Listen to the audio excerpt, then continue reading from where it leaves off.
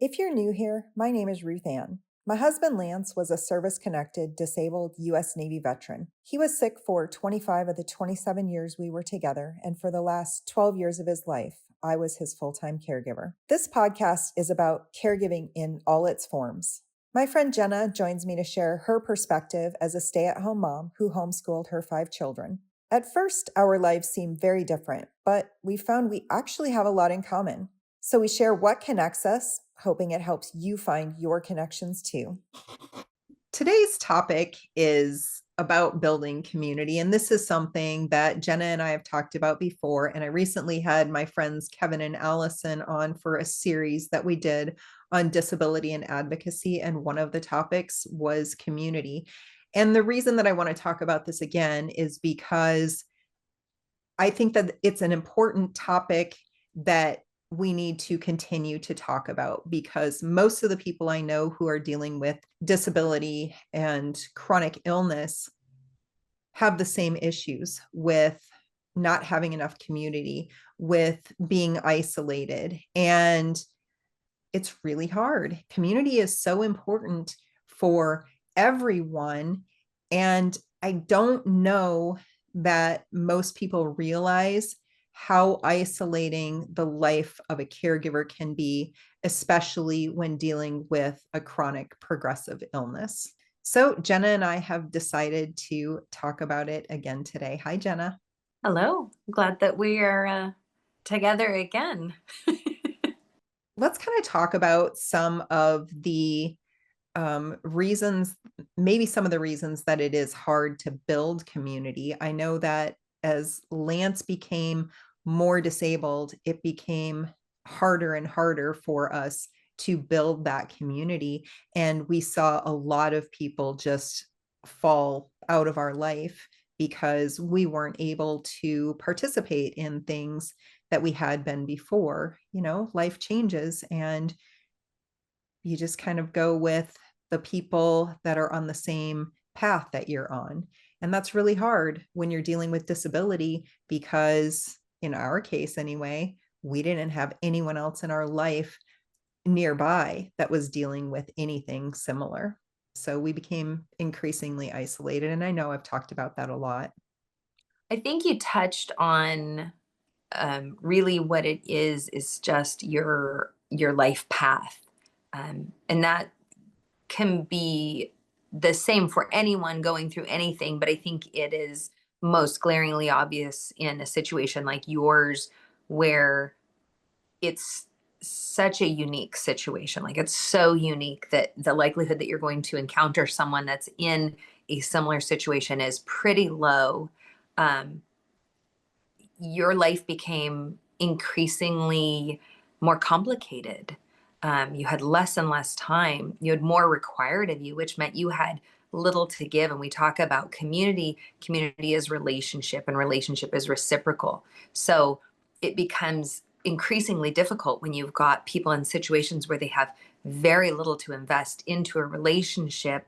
It's going to be hard to find a relationship that can be, for lack of a better term, lopsided, because you guys were in a position where you probably needed more from people than you were able to give, because your life was as complicated as it was, and you were as exhausted and as busy, and it was as all consuming as it was for you and for Lance. So when you talk about community, it's having to find something that meets your needs in whatever season you're in. And for you guys, that became more and more and more challenging, to find people who could give more into the relationship than maybe they were going to get out of it.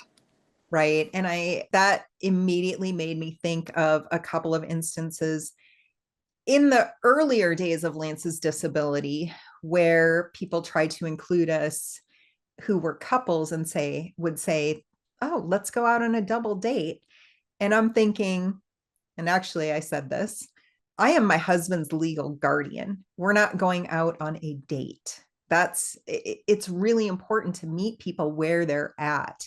And for us, we couldn't meet people where they were at because we were living such a challenging life already. And like you said, we were already exhausted. So building community really means that people who are not dealing with so much need to be more intentional about building those relationships with people who are dealing with a lot. And it's not for everybody. We were fortunate to have several people in our life who were willing to walk alongside us through that. Most of them we found through church. There were a few that we found through the gym.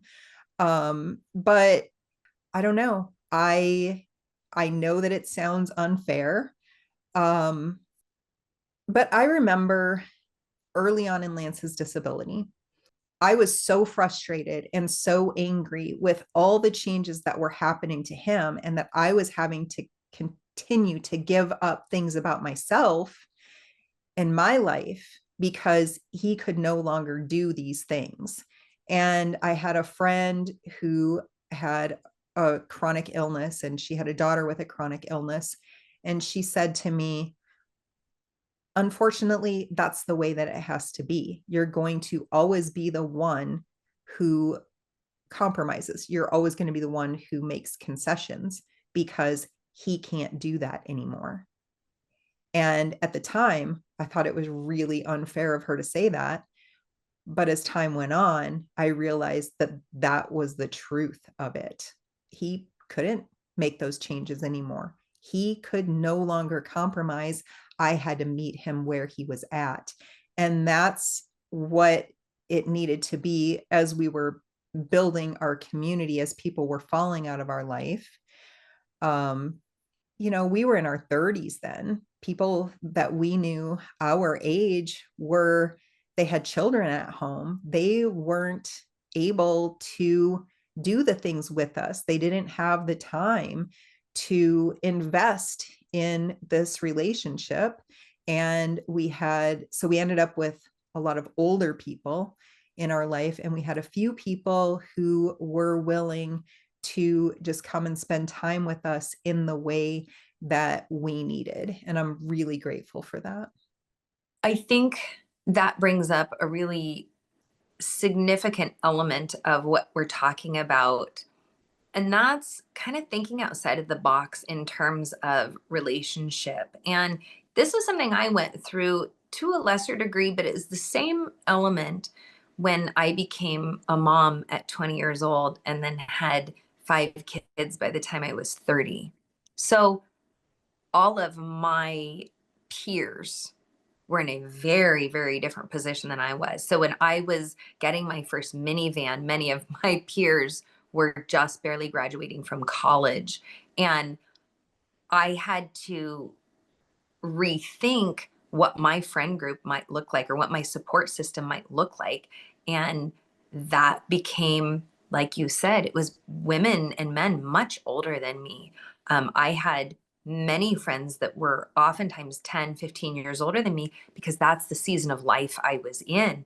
I had, kids in starting middle school when many of my peers were just having their first child. I'm dealing with that right now. I see it all the time. I'm about to be an empty nester at 46 with 5 kids. And I have many friends who still have, or I should say peers, who still have children in elementary school. And unfortunately, it's like I'm not in that season of life anymore. And we can hang out maybe and talk, but we don't have as much in common to talk about. My life's in a different place. And so I think you did a wise thing by opening yourself up to people who maybe understood your situation, who were in a similar season of life, even though chronologically it didn't make sense, right? They're not your peers, but they are your life season peers, right? They're going through the same things or who have been through the same things. And I think that's an important point of community is thinking outside the box, like not saying, what do I have in common with this person over here? That's why would I be friends with them? But rather saying, if you and I have a similar perspective on life, regardless of our age or maybe where we should be, we have something in common. And so I think that's cool that you were able to identify, oh, these are my life season peers and people with whom I might find points of connection. Right. And I mean, that was really important. But part of the issue that I had was that was when we did things with other people as a couple. When Lance and I did things together with other people, it was that older group. And when I say older, I mean we were in our 30s and we were hanging out with people in their 70s, because that's just where we were at. But when I wanted to spend time with people my age, there was really nobody around because all of these people had fallen out of our life. And so I think the reason that I wanted to talk about this is because when I interviewed Kevin and Allison, it really took me back to that time in my life and the things that I struggled with, and really looking at the people who were in our life, who were closer to our age. And what they did was they met us where we were at. They were intentional about spending that time with us, knowing that they didn't really have anything in common with us, other than our age at the time, but they knew that we needed this. So I would really like to encourage people, when you see somebody dealing with a disability, that community isn't just about that person with a disability. It affects the entire family. And by the time Lance died, I felt like I was 150 years old. I know I've said that before, and I don't really feel like that's an exaggeration. I felt so exhausted and so old, and I had lived this old person's life for so many years, because in our 30s, we're hanging out with people in their 70s. And by the time Lance died, these people are in their 80s. And so I felt like I was already old and retired. I didn't have a lot of people that I could connect to, or that I could connect with after he died, who were closer to my age. And it was just really strange. I think what you're talking about with people being willing to step outside of their comfort zone and say, this woman needs help. She is exhausted. She's overwhelmed. She's at the end of her frazzled and frayed rope, and she just needs someone to see her and connect with her. And I would take, at that point in my life, a 30-minute coffee break, like them just coming to my house with my, chaotic, whatever environment. Because I think, I don't know that your environment ever felt chaotic to me. It felt overwhelming sometimes when it would come into your home because it was things that I wasn't used to being around. But I don't think it ever felt chaotic. I do, in hindsight, think my home felt chaotic because it was noisy. It was, there were toys all over, whatever, and there's like all this crap. It's same thing that you have, right? All this like crap that you have for this person that you're taking care of. And I had all this crap sitting around my house for these people that I was taking care of. And I was so glad to get rid of that stuff. But those people that were willing to come into my environment, meet me there, and just sit with me for a few minutes, like, it recharged me so much. So I can imagine what it did for you in an even more isolated sense for even longer. Well, and I think a part of it is people think that they see how much help we needed. They were seeing how much help we needed, and they didn't want to put themselves in a position where they felt obligated to do things for us. And so I think that was a lot of the reason why it was hard to build community. And we're going to talk about that in another episode, but I do think that it's really important. That's where boundaries come in. If you're going to be a part of someone's community, reach out to people, but be very upfront with them as far as I can have coffee with you. I can't help you with anything right now. Or I want to be able to go for a walk with you and spend 30 minutes, but that's all that I can give right now. I value you as a human being. You matter to me. But right now, this is all that I can manage. And I think that it's really important to do things like that. And that's what we got from the people who were um, spending time with us and being a regular part of our life.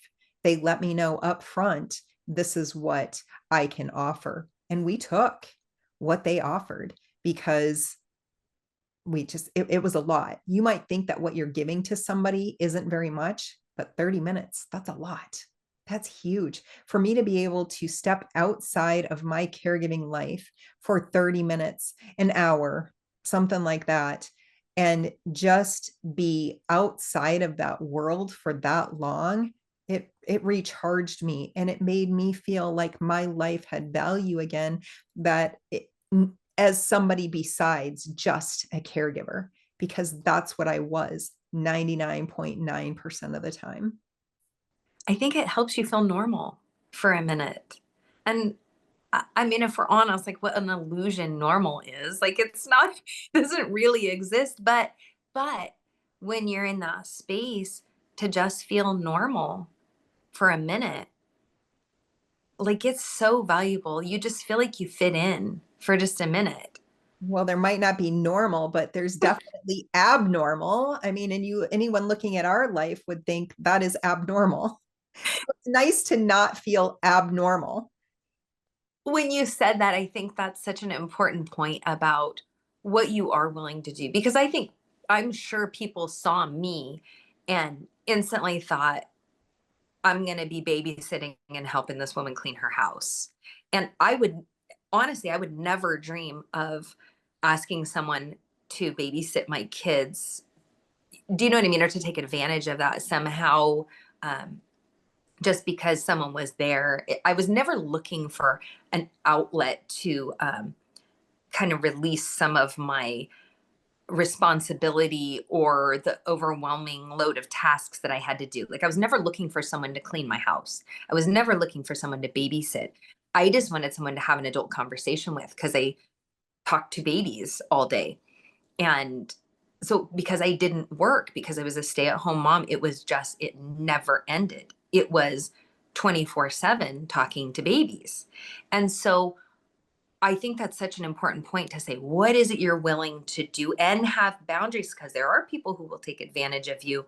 Have those boundaries up front so the expectation is clear. And whatever you're willing to give, like you said, you have no idea what an impact that would have on that person. Right. And I can relate to the just having a normal conversation too, because Lance had dementia. So the last 12 years of his life, as his dementia progressed, those conversations were less and less, to the point that when he died, I was only having conversations in my head. We were just talking about this earlier, where I still do this sometimes. Somebody pointed out, actually, I don't even know that somebody pointed it out to me, but I saw strange looks right after Lance died. And I had to stop and think, did I say that out loud or did I just think that in my head? Because as the last few years of Lance's dementia, he lost interest halfway through a conversation just because his short-term memory was so bad that he couldn't hang on to what I was talking about. And so I would see that he completely lost interest and I would just shut up and I would finish the conversation in my head, whatever I was talking about. And I realized that I was doing that after he died, when I started getting strange looks from people. And I was like, oh, what part did you not hear? So having those normal conversations with people who were not dealing with cognitive decline, and not dealing with medical stuff, that would have been very valuable for me. And I don't think that I would have struggled so much with my communication had I been able to have those regular conversations with people. I think you don't realize when you're not in that kind of a space, in a space where that communication is being tested. I mean, for you, you're dealing with cognitive decline and someone who just can't carry on a conversation because they can't remember what they were talking about. And, you know, and I think like it's not even a fair comparison, but it's the best thing I have to compare it to is, talking to someone who doesn't speak English or has zero comprehension. And if you have a supportive partner and someone who's there with you to take up some of that slack, that helps. But if you don't have that, you're kind of stuck in having to find it from outside sources. And those, like I said, those people that were willing to step into my life, that weren't scared, and just say like, hey, I'll have an adult conversation with you. And we didn't have to talk about um, diapers or potty training or nursing or whatever thing. It was just nice. It was nice. And I think people just underestimate the power of just a connection in a conversation, and how much that can revive someone's spirits when they're at their wits' end. Well, even at the end of Lance's life, just those last 2-3 years, just getting text messages from people, because I really wasn't able to spend time with people anymore. But a random text from somebody letting me know that I was not forgotten, that was huge. That was such a big deal. So it can be something as simple as that, maintaining that sense of community, even though you can't actually spend time in person with other people anymore. This has been a good conversation and something to think about, because it has really made me think about how I'm doing that for the people that I encounter, and how I can reach into people's lives with boundaries. I think that's so so important, because I have a tendency to overextend myself, or I should say I'm getting much better as I get older at recognizing that before my mouth opens and I say something that I can't take back. um, I think it's important to know what those boundaries are, what you really realistically can and can't do. Um, but I think I just need to continue to be intentional and invest in people. And maybe that's young moms, and maybe that's, people that are struggling with health issues or things like that, or maybe it's elderly people that are lonely. Um, I think it's just reminding me how important that is and how important it was to me, and that I just got to keep doing it for the rest of my life, because there's always somebody's life that you're supposed to be in. And you shouldn't be in people's lives that you're not supposed to be, but you better get to being in the lives you are supposed to be in. And I would encourage people to join the conversation. Leave us a comment on our YouTube channel or our Facebook page, or if you're listening on your favorite podcast platform, send us a text message. We would love to hear from you. Well, thanks so much for joining me for this conversation, Jenna. I'll see you next time.